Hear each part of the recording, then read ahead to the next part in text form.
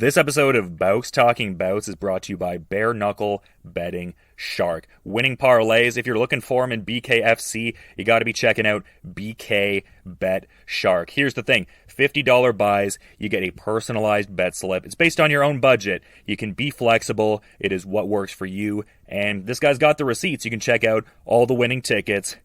You can peep them, and you can do so at Bare Knuckle Betting Shark. Check him out on Instagram and get with it. Got them personalized betting slips going on, $50 buys. All right, on this episode of Bare Knuckle Radio, very excited to be chatting with an individual who is readying to compete at BKFC 55. That goes down on November 18th in Leeds. We've got Luke Atkin knuckling up and towing the line against Darren Hendry, and great having Darren on the show for the first time. How's everything going, man? You having a solid day? Yeah, all good. I finished training about an hour ago, and now I've got my boxing session in about half an hour, something like that, to finish the night off with. So yeah, all systems go at the minute. It's the last little tweaking, last little touches, and yeah, feeling good, my man. Yeah, well, that's great to hear, and I appreciate you, working me into your schedule and everything, and just giving the context with this being in fight week and everything. So yeah, thank you so much for that, man. No problem, you're welcome. But I guess one question that I had right from the rip, because, Tapology shows that you have a certain amount of bare knuckle fights, but I saw you had a post a few months ago talking about how your second, quote, legal bare knuckle fight was 4 years ago. How many bare knuckle boxing fights have you had overall, you'd say? For legal bare knuckle fights, this will be my 8th. Tapology and Box Rec have actually got that wrong, because I don't think they declared a couple of them. I don't know why or whatever. They just, who knows, maybe the right palms weren't greased or something like that. But 3 or 4 of them aren't actually on Tapology. I've never even, to be honest, I don't Google myself, but a few people have said I've got like a record of 3-1 or 4-1, but it's actually a bit higher. It's like 7-1 or something like that. 6-1. So this will be my 8th. But that's legal professional bare knuckle fighting. I mean, if it was to talk about actual bare knuckle fights, it'd probably be well into the hundreds, Yeah. No, I just thought to ask because, I was going to say maybe you'd be amazed, but maybe not. Like, how many aggregators out there don't exactly have all of the bare knuckle fights of fighters out there nowadays? Maybe that's just part of the growth of the sport and it'll get refined over time, but that's a bit more of a common thing than you would think, just as far as like actually recording all of the bare knuckle fights. Yeah, of course. The people that know, like close friends and people that have followed me, even from my amateur glove boxing days, they know how many fights I've actually had. To the common armchair fan, it probably look and think, oh, he's only had 4 or 5, but obviously the numbers are great high. But I don't dwell on shit like that. Doesn't really fucking bother me. Excuse my language. It don't really bother me. I know what I've done, and everyone else knows what I've done. So it is what it is. Yeah, well, that's just exactly it. And even in doing that research on you, like you talked about the amateur boxing experience, I was seeing that you'd had some amateur fights, and it seemed like got into bare knuckle after having been released after a stint in prison. Like, how did all that go? Like, what was the timeline transitioning from the two sports, I guess? So I don't know what it's like in the States, but in the UK we have a thing called, I think it might be the Golden Gloves or something in the US. In here we have the ABA. I think it's called the ABA. I don't know what it's called anymore, but it's like apart from the Olympics, that's like the highest thing. And I won something called the Southern Counties, because I'm down south in the UK, like not far from London. I won like the Southern Championships, and then unfortunately I got stabbed with a kitchen knife in a street fight. And before I went into the semi-finals or the finals of the actual ABAs, I had all these stitches in me. I was like, yeah, fuck it, I'll still fight, I don't care. And the coach was like, no.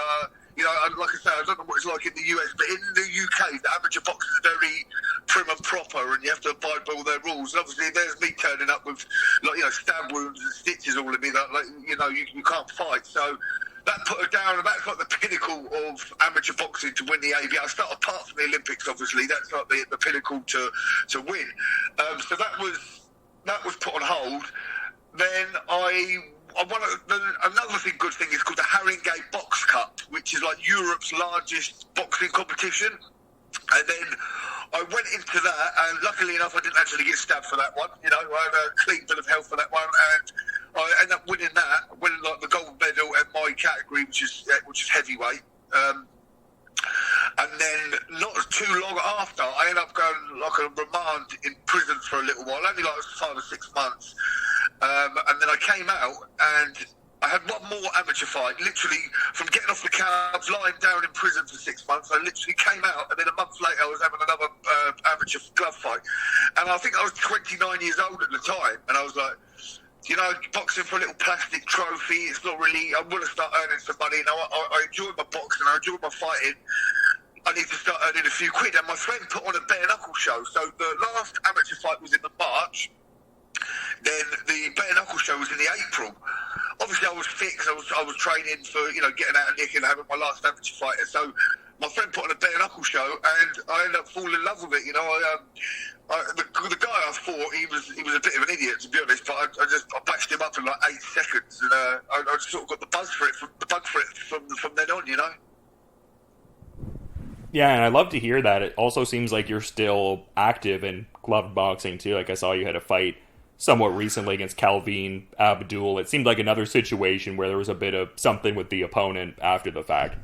Do you know what? He was just a dickhead, you know. I took a glove fight because, you know, obviously I'm signed to BKFC and we can't fight well, it's the best promotion out there, so I wouldn't want to fight on any other shows, to be honest with you, anyway. But glove fights we can still do, and I just do it because it was just something to keep me ticking over, keep me out of trouble, give me something to train for, you know, keep me in the gym, something to train for.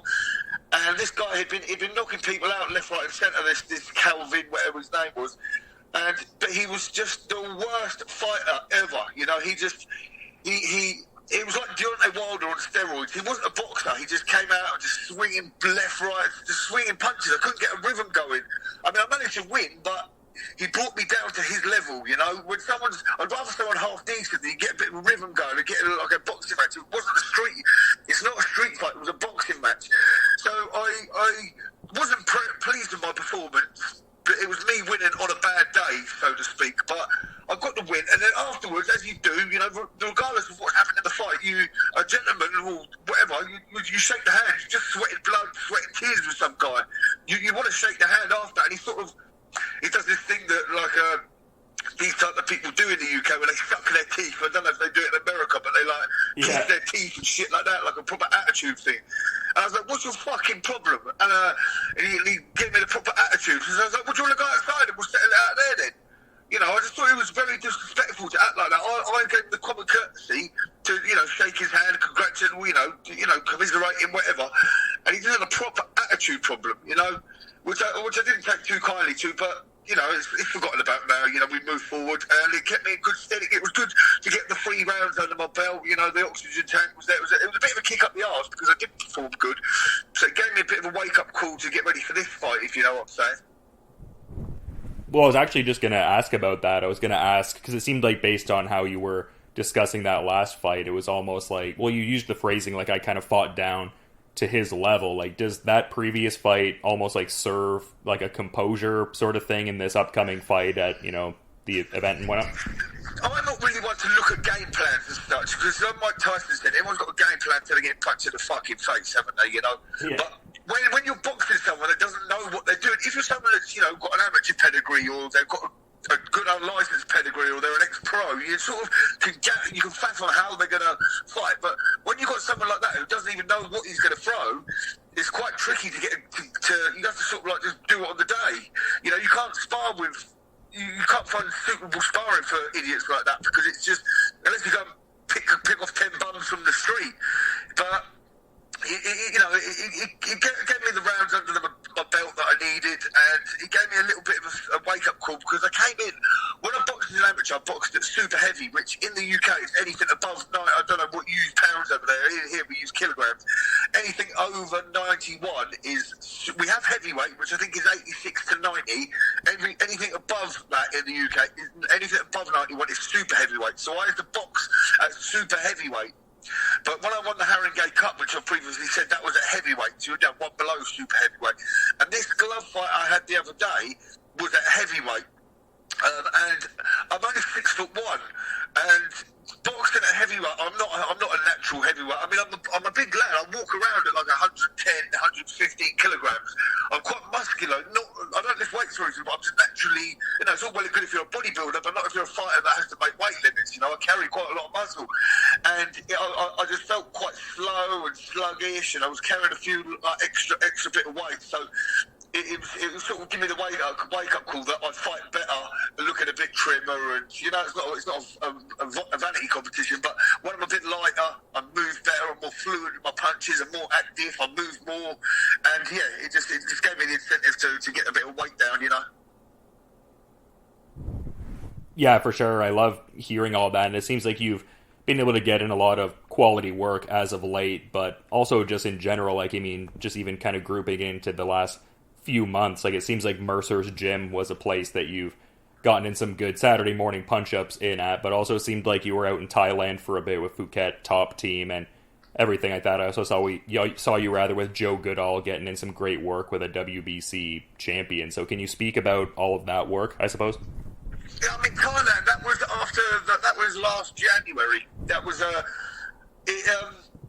obviously I lost the fight against Anthony Holmes for the BKFC cruiserweight title, whatever it was. I lost that in the November, and I just thought, do you know what? I'm going to go back to basics like Rocky Balboa. I'm just going to go out on my own to Thailand and just train by myself. I was running up mountains, as you say, sparring with people like Joe Goodall, who, even though glove boxing is completely different to bare knuckle, it's still good to get rounds with experienced, tough guys like that. And Joe was an absolute gentleman.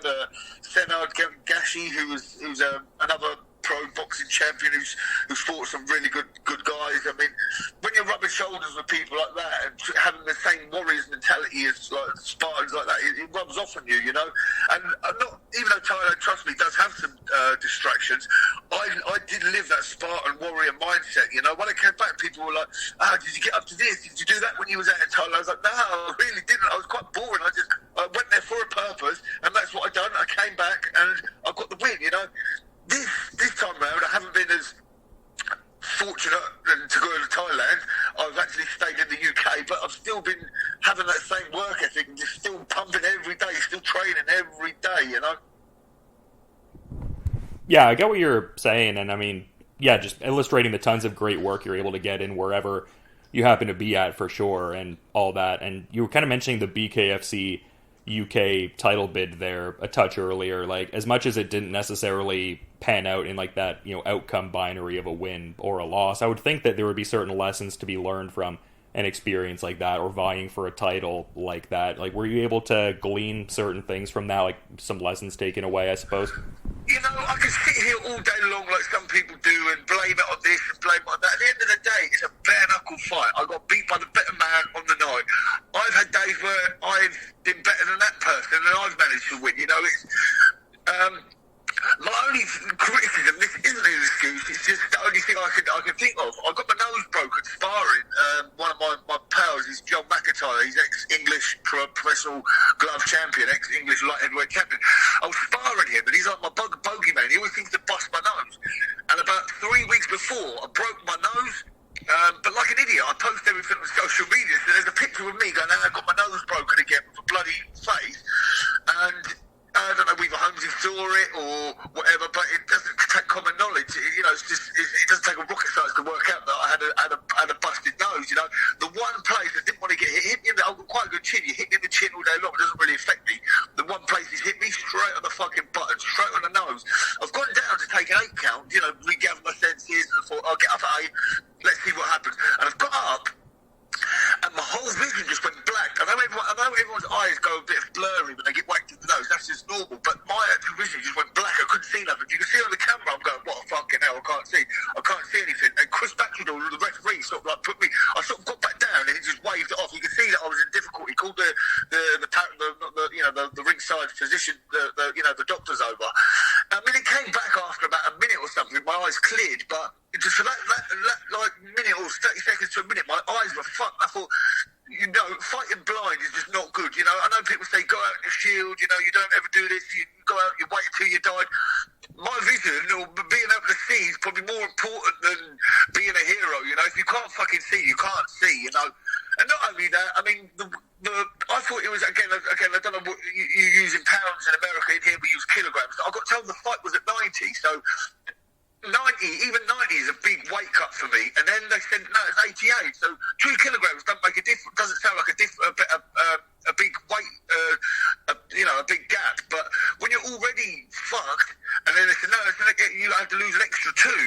I was in the sauna like 6 times that just to make the weight, and I really struggled to make the weight. I don't know if that had a contributing factor.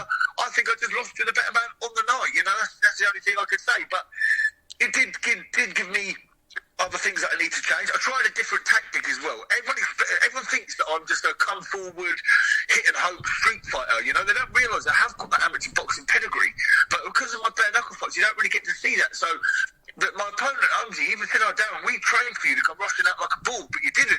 You stood back and composed yourself and tried to box me, and it threw me off guard a little bit. It was boring for the fans. I completely understand that. It was boring for the fans. I got a bit of a telling off for it, like, you know, we don't want to see that in bare knuckle, but I didn't want to just do what everyone thinks I'm going to do, so I thought I'd try and box him a little bit. And I mean, it was very boring to watch, but I didn't get hit with many shots until that shot that ended the fight, you know? Yeah, no, I get where you're coming from for sure, and I was seeing a post you had relative to this upcoming fight here where you were, I guess, being very complimentary of your opponent's extensive amateur background, just like yourself there, and just talking about some of the, you know, various titles that, you know, have been won in the sport of bare knuckle on his end. So, I mean, I guess in saying all that, like, do you foresee this being a fight where there can be that combination of really showing off the, I guess, proficiency of technique, but it also being a barn burner? The thing is, I think bare knuckle boxing and glove boxing are two different sports completely. Two different sports completely. I mean, you get pro boxers, they come over and think, oh, he's an ex-British champion, he's ex-this, he's going to come over. Bare knuckle boxing, bare knuckle fighting is bang violence from the get-go. You haven't got time to compose yourself, to dance around, to feel your opponent out. It's bang, straight in, let's go for it, you know? We can sit there dancing around, flirting with each other and the finer aspects of the Queensberry rules. But if you want to see violence, if you like your violent style, to tune into bare knuckle fighting, because that's what it is. It's from the get-go, you know. Doesn't mean I'm not going to say my game plan, that I'm just going to go running, rushing, charging in like a bull. But there's going to be none of this fucking stepping around each other and flicking jabs out and shit like that. You know, I'm not made of glass. I can take a shot and I'm going to go for it, you know. Yeah, for sure. I mean, that comes across for sure in your fights and everything like that. Like, definitely that, you know, desire and, you know, passion and everything like that. And I was seeing something a little bit ago that I, you know, I guess thought to get insights on as we're kind of getting close to the end of the interview, but I feel like I'd be remiss if I didn't get some insights on it. It looked like you were involved in a short film a few months ago, or at least you'd shared a clip around then for Fight or Flight film. I'm curious to get some insights on that a bit. Yeah, man, I've actually got like a scouting. Well, one of my friends, God rest him, Dave Courtney, he's like a well-known English villain, celebrity, criminal type thing. He recently just passed away, but I was friends with him, and I actually got like a random message off some like director guy. I sort of like got headhunted, and they said, "Would you like to be in a film?" And it took me the whole of a millisecond to say yes, fuck yes, I'll do that. Playing none other than a bare knuckle fighter, but it was my part was literally less than a minute, I think. But it was a good thing to get into, and I think I've done a good job because they've asked me back for some more, and I've also been in a couple of other films since then. So maybe once I get too damaged from the bare knuckle fighting, the movie game might be something to get involved in, you know. Yeah, well, glad you enjoyed the experience. It sounded like an exciting sort of thing for sure. I mean, just even seeing the isolated clip, but definitely more so as you kind of gave the context there. So that's cool that you're interested in perhaps some more gigs of that variety down the line. Yeah, 100%. It's another avenue to go down, you know. Look, by the time I get into movies, I might have my eyebrows hanging off, my ears hanging off, my face fucked up. But, you know, if anyone needs a new Quasimodo, you know, give me a shout. I would probably add a certain level of character depending on like what they're having you as in there, I suppose. I mean, whenever I get asked to, one of the few things I have done is either a boxer or like a villain, like a criminal, you know, nothing like stereotyping me. Why can't they put me as Prince Charming, you know? Oh yeah, I mean, I could only imagine like what roles I would get if I was an actor. I feel like there would be a certain dynamic with being typecast almost. Like it's like, damn, like I feel like I could, you know, kind of flesh out other roles here, other personas almost. Yeah, no, that's fun, though. I mean, great to hear that was an enjoyable experience. But like I was kind of saying before, Darren, definitely want to be mindful of your time and schedule, man. So I guess just in saying that, do you maybe have like a final parting thought you'd want to add as we're wrapping up here? No, just tune in for, Saturday night. Obviously the time zone's different over in the States, but you want to see some bone on bone bare knuckle fighting. Tune in, man. I'm not going in there to take prisoners. I'm going in there for the win. Just like to thank my sponsors: WD Construction, Band of Brothers Scaffolding, Club TLC, Lap Dancing Club from Aldershot, Infinity Paving, Brett Davison Carpets and Flooring, Silverback CBD, and Muay Thai Royalty clothing brand. Yeah, some great sponsors, and love to hear that. Love to hear all the support and everything, and just really appreciate you coming on Bare Knuckle Radio and giving some great insights, Darren, definitely. And House of Boo, like makeup artist, lady salon in the Hampshire, Surrey area of the UK. Sorry, I forgot that one. Yeah, no need to be sorry at all. I mean, just illustrates the point even further. A lot of great people on board supporting the journey, and November 18th will be the next step in that with BKFC 55 leads. So again, to reiterate, thank you for coming on Bare Knuckle Radio and giving great insights ahead of this Luke Atkin fight. I'm looking forward to checking that out when it goes down. But until then, you enjoy the rest of your day, Darren. Thank you. You too. You take care. God bless. This episode of Bouts Talking Bouts is brought to you by Bare Knuckle Betting Shark. Winning parlays, if you're looking for them in BKFC, you got to be checking out BK Bet Shark. Here's the thing. $50 buys, you get a personalized bet slip. It's based on your own budget. You can be flexible. It is what works for you. And this guy's got the receipts. You can check out all the winning tickets. You can peep them, and you can do so at Bare Knuckle Betting Shark. Check him out on Instagram and get with it. Got them personalized betting slips going on, $50 buys.